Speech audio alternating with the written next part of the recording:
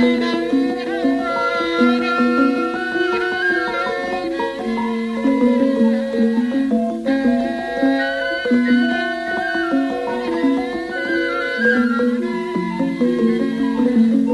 itu justru harus menjadi orang atau warga masyarakat, menjadi manusia yang lebih tangguh dari warga masyarakat lain yang tidak berada, tidak hidup di wilayah cincin api atau ring of fire.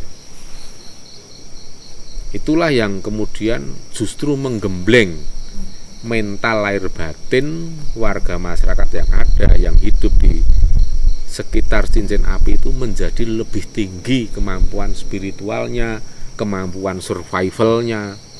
Karena apa? Tingkat risiko dari bencana alam yang muncul itu jauh lebih besar, lebih intensif. Makanya itulah menjadi cara alam mendidik, menggembleng manusia-manusia yang hidup di sekitar wilayah rawan bencana itu menjadi manusia yang lebih tangguh dibanding yang tinggal di tempat berisiko rendah.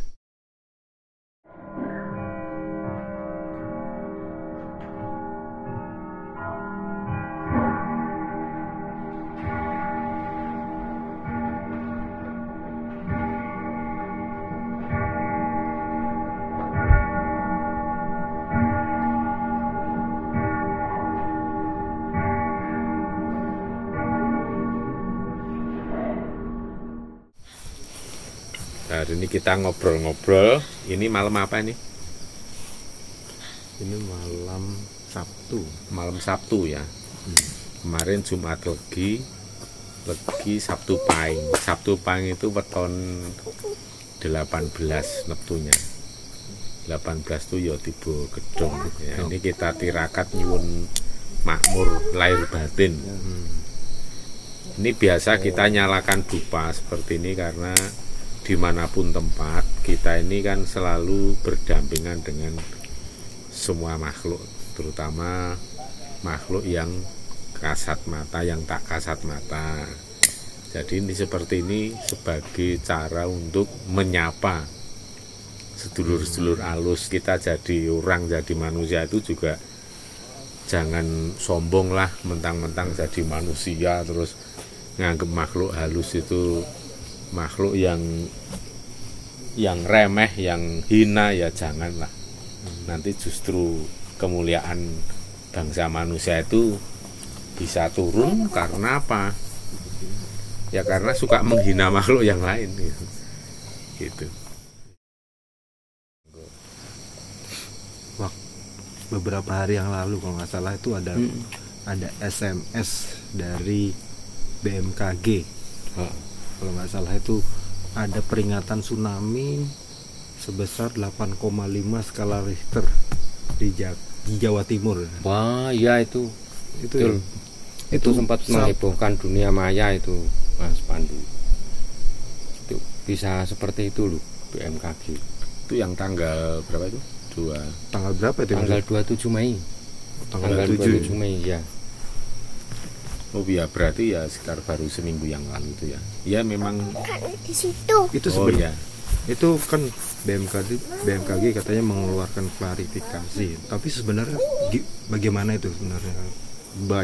Dengarnya itu klarifikasi dari beberapa orang bahwa ada klarifikasi dari BMKG, tapi saya sendiri belum lihat klarifikasinya.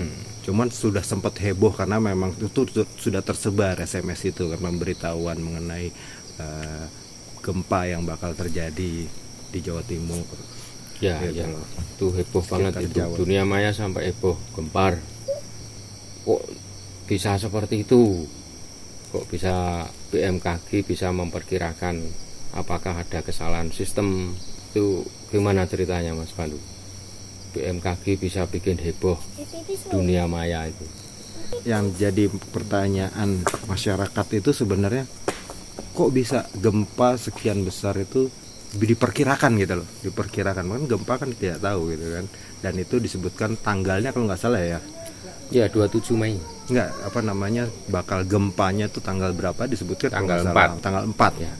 Tanggal 4. Nah, gimana menurut Papi itu? Jadi gini ya, kita itu hidup di Indonesia, masyarakat 62. Kalau kita lihat itu di media sosial ya, itu kan kadang terlalu reaksioner itu menanggapi segala sesuatu. Jadi orang yang terlalu reaksioner itu juga bisa dikatakan terlalu kagetan dan gumunan. Padahal kan kita sendiri itu sebagai orang Jawa yang nguri-uri kearifan lokal atau lokal wisdom itu kan ada yang namanya wewarah atau ngelmu supaya menjadi orang itu ojo kagetan, ojo gumunan. Artinya kita jangan gampang heran, jangan gampang kaget. Artinya apa? Ya artinya supaya kita itu selalu menanggapi segala sesuatu, baik itu informasi yang resmi dari pemerintah yang bisa di cross check, diklarifikasi kebenarannya, bisa diverifikasi, bisa dipertanggungjawabkan, maupun berita yang dibuat oleh media sosial ya. Itu kita jangan kagetan, jangan gumunan. Artinya kita harus berpikir secara cermat, secara logis, dan diterima dengan sikap yang lebih tenang, lebih dewasa. Karena apa? Yaitu yang membedakan pipis sama om biasa. Ya. Ya sini lagi kalau mau duduk sini. Ya itu artinya begini Mas. Kita harus membiasakan diri agar menjadi pribadi yang selalu cermat dan bersifat cool, kalem gitu loh menanggapi segala sesuatu. Jadi itu ada hubungannya dengan sikap meditatif setiap waktu. Sikap meditatif itu kan kita berpikir lebih tenang, lebih jernih, jadi mudah sekali untuk merespon segala sesuatu dengan cara yang proporsional, dengan cara yang tepat. Jadi nggak gerubyukan gitu. Itu di satu sisi seperti itu. Ya, kita memang harus belajar untuk membedakan informasi itu keluar dari jurnalisme atau dari media sosial. Tadi aku di sini. Ada yang tahu nggak bedanya? Nggak tahu. Jurnalistik dengan media sosial ada yang tahu nggak? Jurnalistik tuh yang menurut saya ya, jurnalistik itu ada data di belakangnya, ya kan? Ya betul ya Bu ya. Ada data, berdasarkan data-data yang didapat. Tapi kalau misal media sosial itu kan hanya semacam omongan atau rumor. Ya seperti itu. Artinya kalau jurnalistik itu ada metode untuk mengumpulkan berita sehingga bisa dipercaya kebenarannya, bisa divalidasi, bisa diverifikasi. Artinya dibuktikan, oh ini informasi ini benar. Iya.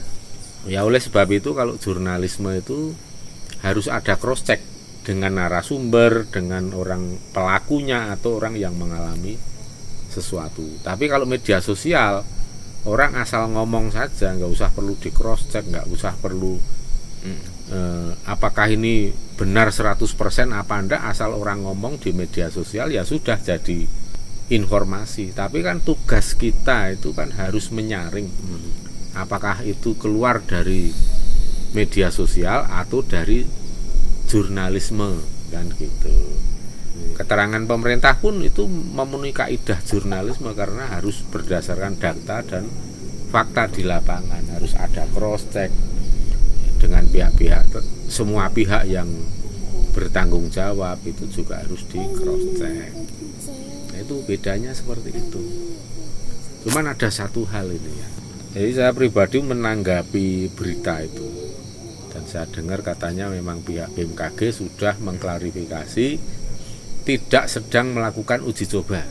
Ini loh, Pak Daryono ya, itu dari BMKG itu tidak sedang melakukan uji coba.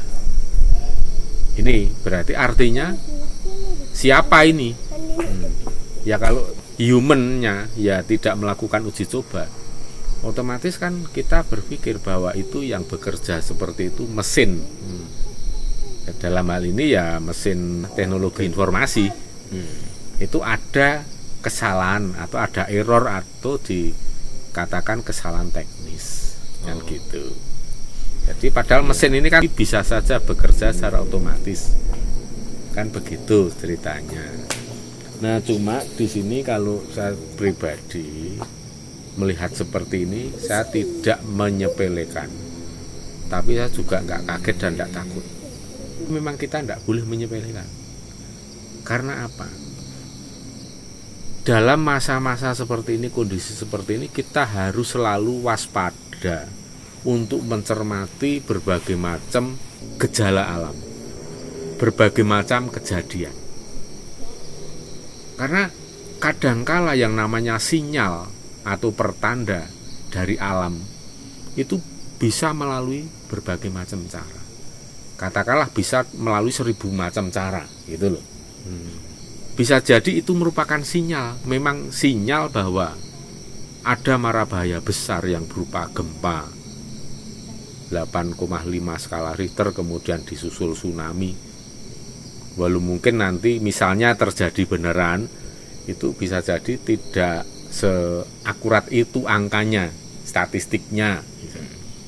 Bisa jadi lebih besar, atau bisa jadi lebih kecil, gitu kan. Kenapa saya berani untuk menyarankan kita semua, mengajak kita semua para pemirsa agar supaya mencermati semua gerak-gerik alam. Karena alam ini saat ini sedang banyak sekali memberikan informasi kepada seluruh makhluk hidup, terutama hewan dan binatang, makhluk halus. Itulah mereka yang cermat sekali membaca bahasa alam. Sedangkan kita bangsa manusia kenyataannya, yo maaf punten dalem sewu, justru yang paling bebal. Ya oleh sebab itu dalam hal membaca pertanda alam, biasanya manusia malah berguru, berkaca, bercermin kepada bangsa binatang. Contohnya misalnya tiba-tiba kok banyak sekali semut muncul dari dalam tanah.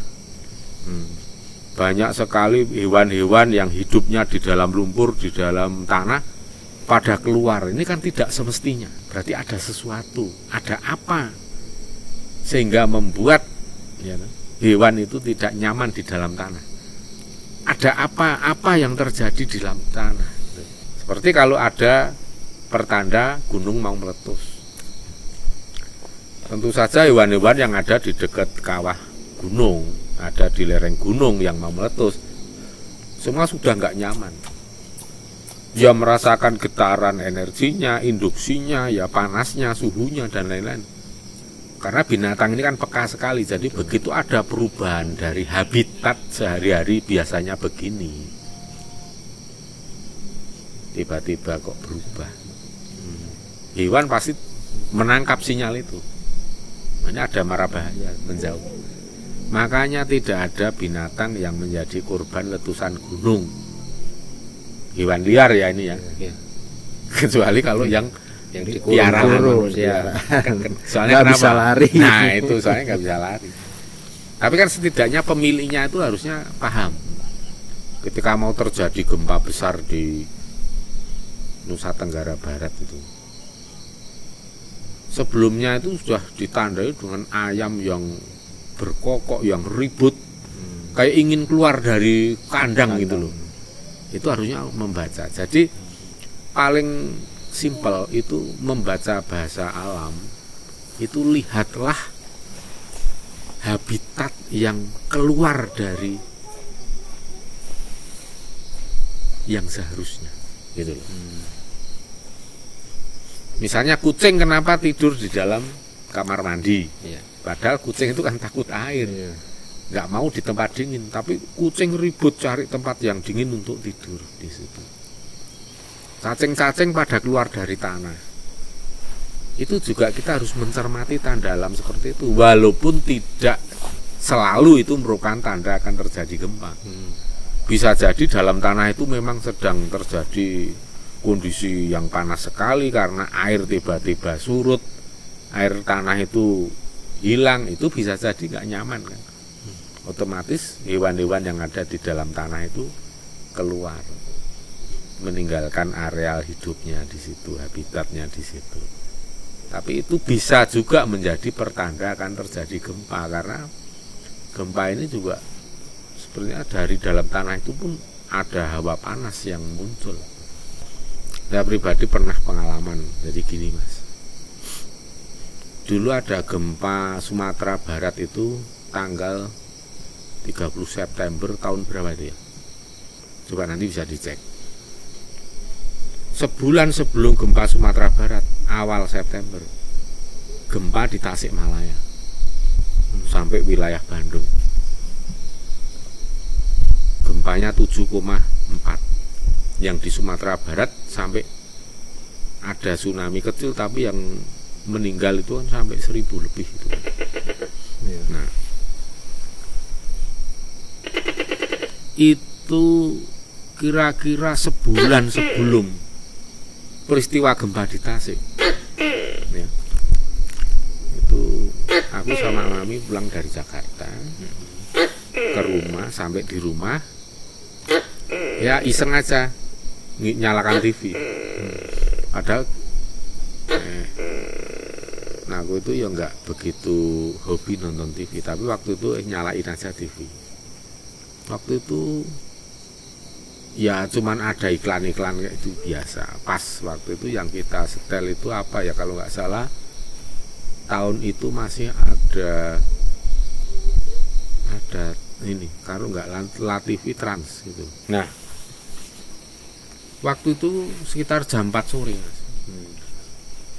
Begitu nonton TV, baru nonton begini, layar TV itu tiba-tiba berubah warna menjadi biru. Biru semua. Jadi gambar yang tadi ada iklan, ada film apa itu hilang. Jadi tampilan warna biru dan ada running tag. Harusnya running tag kan biasanya cuma di bawah. Itu di tengah dan besar. Pelan begitu. Tulisannya putih.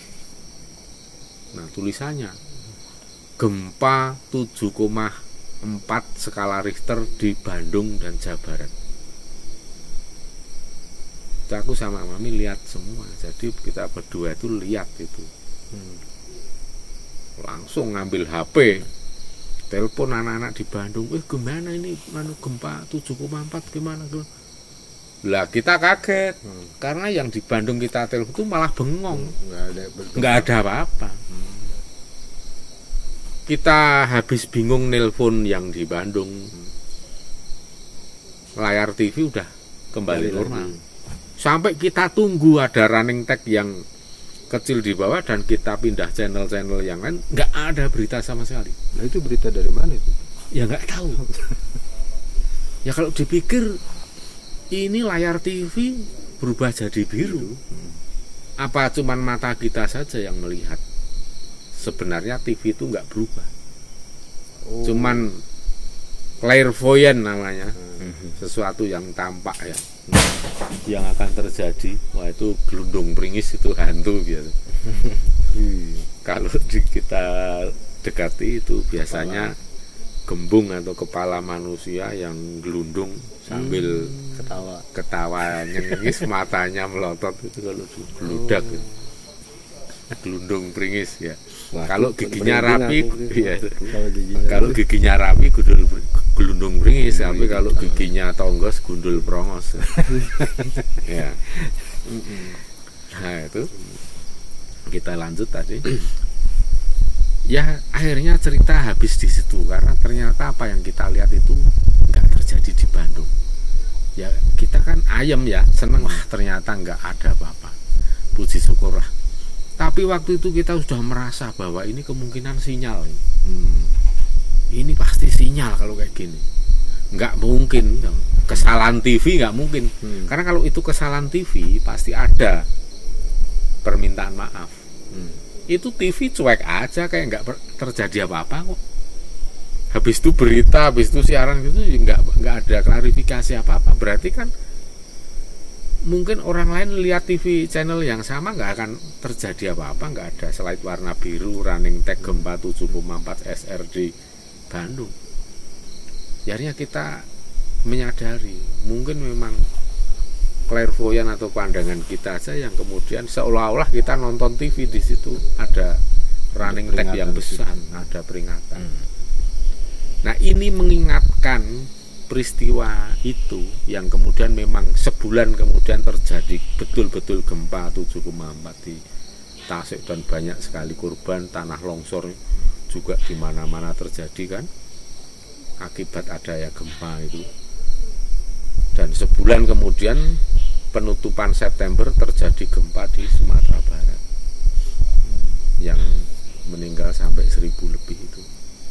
Nah, ini mengingatkan, saya justru was-was ya, karena wah ini jangan-jangan sebenarnya ini peringatan.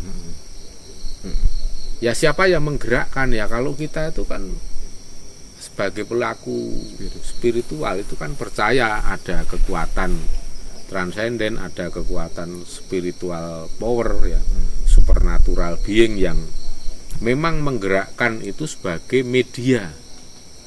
Ya kan? Karena leluhur pun kadang memberikan peringatan itu tidak harus melalui wisik. Karena orang-orang yang bisa menangkap sinyal atau perintah atau peringatan dari leluhur itu kan nggak banyak. Dan itu bisa saja melalui media, melalui equipment zaman sekarang gitu. Luar biasa. Nah itu ya seperti kasus ada peristiwa, saya pernah ditelepon sama seorang ibu-ibu ya, telepon ngabari, Mas ibu ini meninggal tadi jam 2 siang di rumah sakit. Udah kan, kita langsung bela sungkawa. Begitu telepon ditutup, loh ini belum jam 2 hari ini baru jam 2 kurang seperempat gitu. Terus kita pikir lagi, tadi yang telepon itu menyebutkan nama saya rahasiakan ya, ini etika ya. Tadi yang nelpon itu kan dia sendiri menyebutkan kalau Bu ini itu ya dia sendiri yang nelpon itu meninggal jam 2. Lah benar, berarti jam 2 itu kemudian jam 2:15 ada kabar dari keluarga kalau ibu yang tadi nelpon itu meninggal. Berarti kan yang nelpon seperti itu kan sukmani, karena raga itu kan sudah terkapar, nggak bisa megang HP dan lain-lain kan nggak bisa. Jadi kalau kita sedulur-sedulur semua yang kulino menjalani laku prihatin, tirakat, spiritual, ya sudah nggak heran, nggak gumun lah hal-hal seperti ini. Dan justru ini ditangkap untuk menjadi suatu informasi yang kita tanggapi secara positif bahwa ini bisa merupakan sinyal gitu kan, bisa jadi ini sinyal. Makanya kita jangan pernah menganggap hal-hal seperti itu sepele yang cuman kesalahan teknis biasa.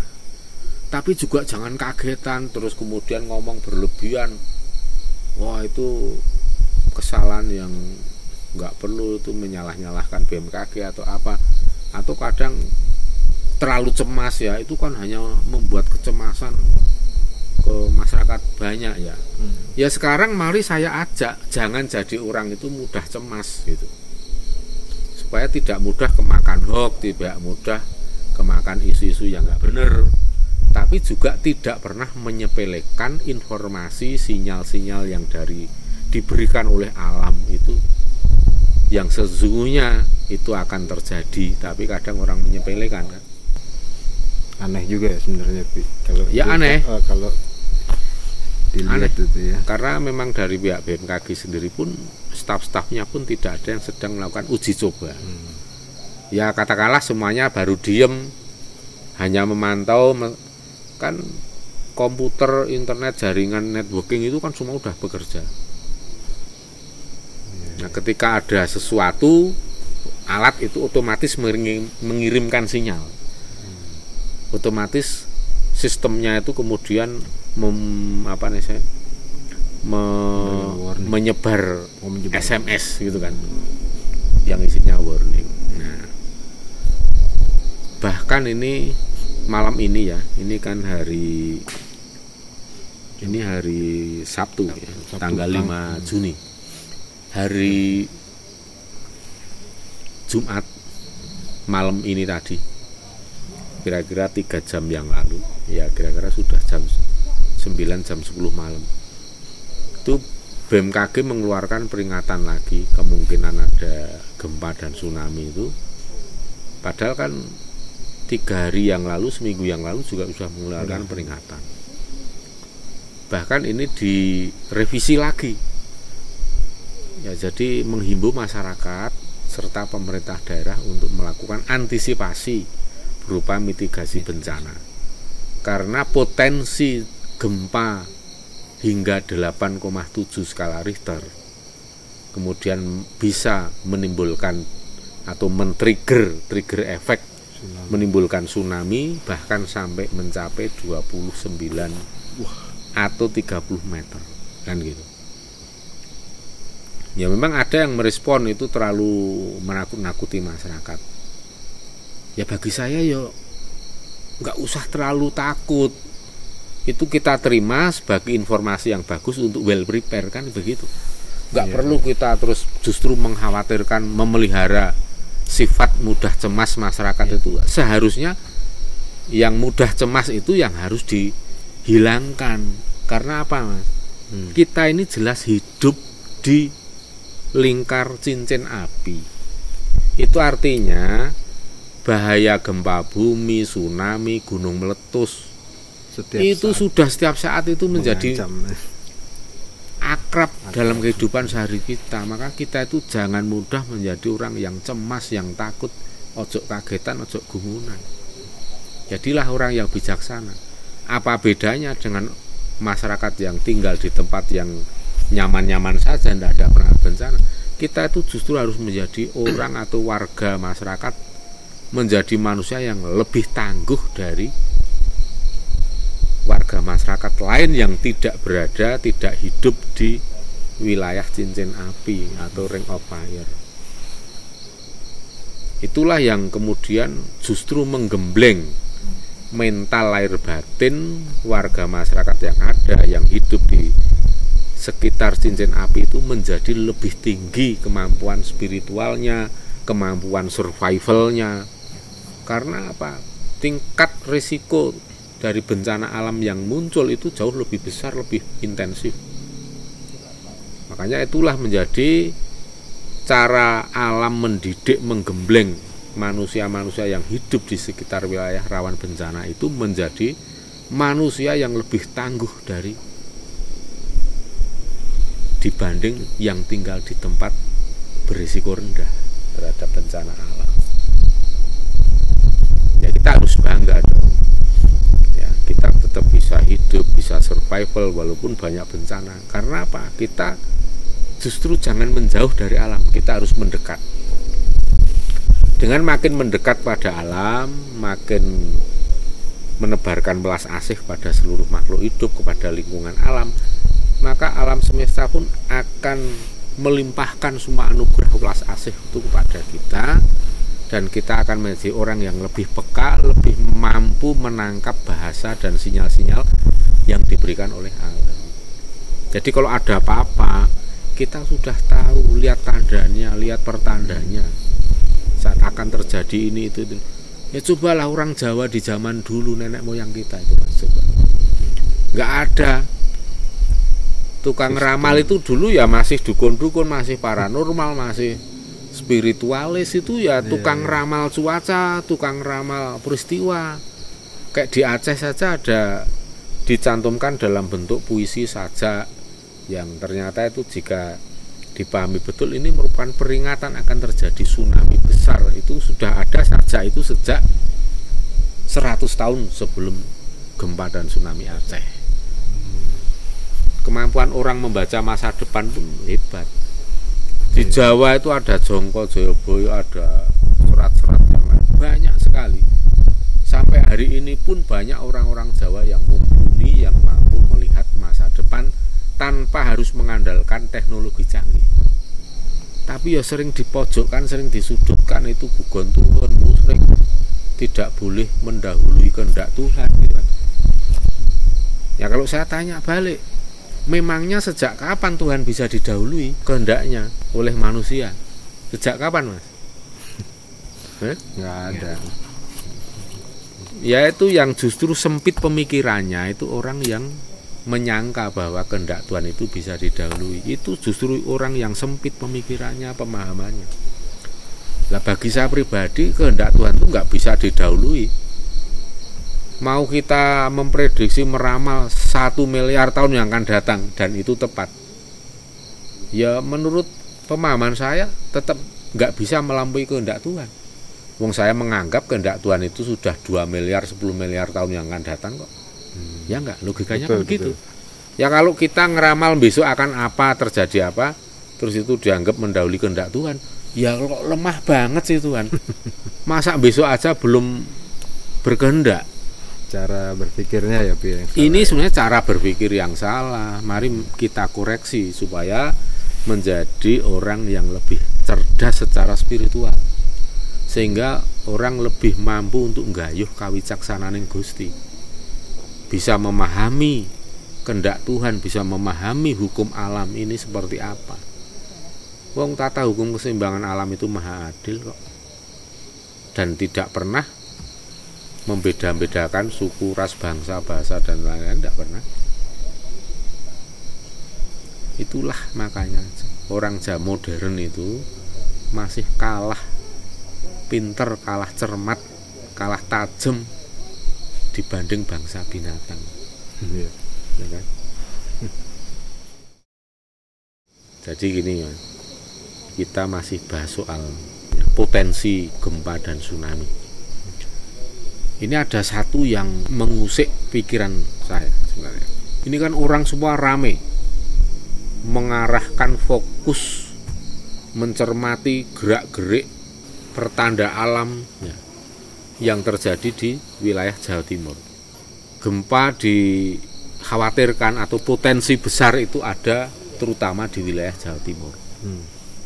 Sekian kecamatan, sekian kabupaten, itu is oke, nggak apa-apa, itu bagus. Tetapi pada bulan Desember tahun 2020 yang lalu, saya tuh menangkap sinyal kok yang terjadi itu justru banyak, paling besar itu wilayah garis pantai Jawa Barat, Selat Sunda, Lampung hingga Bengkulu, dan ke arah Jogja ini sudah makin pendek sudah, dan Jawa Timur hanya sedikit.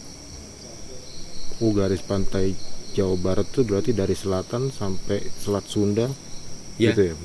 Ya, Selat Sunda, Lampung, bahkan sampai menyentuh Bengkulu. Mudah-mudahan ini salah ya, mudah-mudahan kalau harapan itu mudah-mudahan ini salah.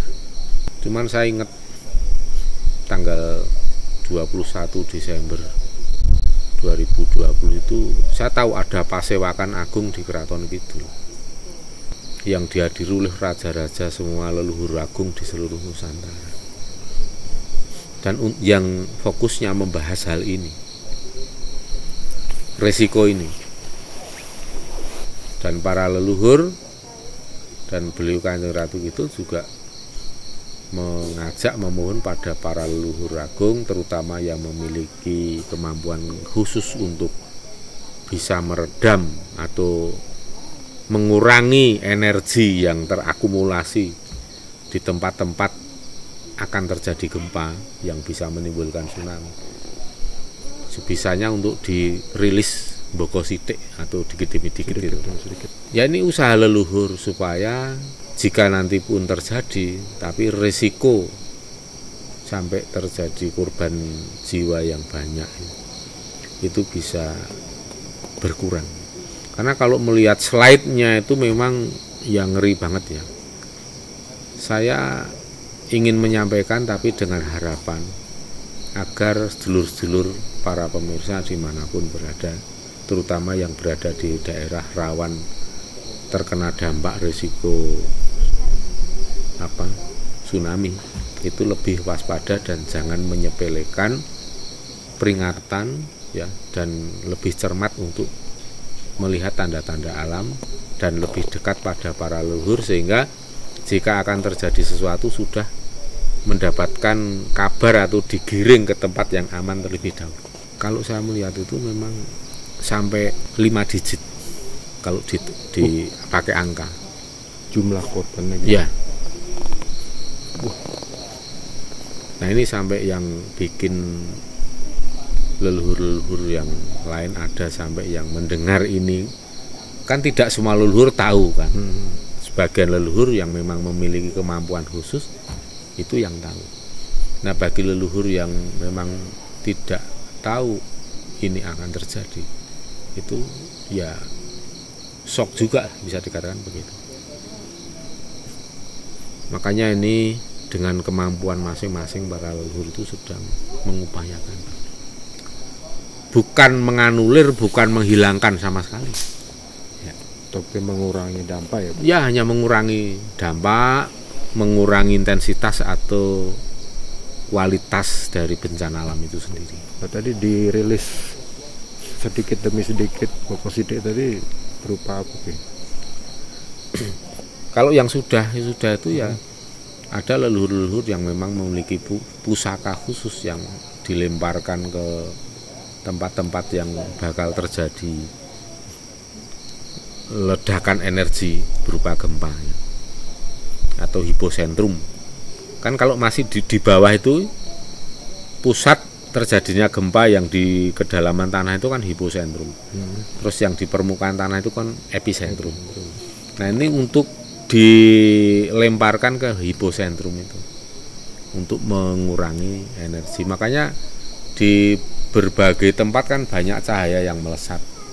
Itu sebenarnya pusaka-pusaka para leluhur ini yang memang sudah mulai dijalankan dari beberapa bulan yang lalu. Makanya ya saya mengajak ke anak-anak semua, ke dulur-dulur semua untuk lebih mendekatkan diri pada leluhur supaya kita lebih peka, kita mudah diajak komunikasi, interaksi oleh leluhur. Jika sewaktu-waktu itu saatnya memang terjadi dan sudah dekat, pasti kita akan dikabari. Mula nek omahe le manggon ming 800 meter dari pantai, nggak usah khawatir, Mas. Dan ketinggian dari permukaan air laut kan cuma sekitar 5 meter ya. Tapi nggak usah khawatir, pasti nanti ada informasi, ada sinyal jika itu akan terjadi. Ya karena seperti Mas Fatani apa itu kan setia tuhu intens ya, membangun kedekatan dengan leluhur, pasti leluhur juga tidak akan tega membiarkan kenapa-kenapa. Ya kalau untuk urusan bondo kayak rumah, perabot, elektronik, ya wis lah di kelas kewe, tidak masalah. Yang penting keselamatan jiwa kita, itu aja. Dan kalau parkir mobil itu, parkir sepeda motor, kendaraan itu sebisa mungkin ya wis dihadapkan ke arah jalan. Jadi jika sewaktu-waktu karena peringatan dari BMKG sendiri kayak wilayah Jawa Timur itu jika itu terjadi tsunami, maka ada kesempatan antara 20 menit sampai 29 atau 30 menit. Dan 20 menit itu waktu yang sangat singkat sebenarnya. Ya tinggal tergantung letak epicentrum gempa dengan daratan itu jauh apa dekat. Kalau jauh ya ada waktu lebih lama. Kalau dekat ya mungkin 12 menit, 15 menit tahu-tahu udah gulung kan. Ya seperti itulah. Ya kalau kita membayangkan rumah yang cuma tingginya berapa 7 meter, ya nek kelelep dadi 20 meter di bawah permukaan air. ya heboh, tapi ya kita nggak perlu berlebihan ketakutan, kecemasan, nggak masalah. Kita tetap harus tenang sambil mengasah, mengolah batin. Itu. Ya di balik musibah bencana itu pasti ada anugerah agung. Alam semesta tidak akan membiarkan makhluk hidup itu mati sia-sia. Pasti akan ada yang namanya anugerah agung. Ada anugerah di balik musibah, berkah di balik musibah itu pasti selalu ada. Ya ini untuk cara untuk menggenapi lagu prihatin bangsa Indonesia Nusantara ini ya banyak ya. Untuk meraih kejayaan itu kan pasti ya harus gentur prihatin lebih berat dari negara-negara yang lainnya. Tapi nanti pada saatnya tiba Indonesia akan jaya mencapai keemasan dan akan menjadi mercusuar dunia itu ya bukan sesuatu yang muluk-muluk, sesuatu yang utopis ya. Kalau saya melihat ya realistis dan itu pasti akan terjadi. Pasti akan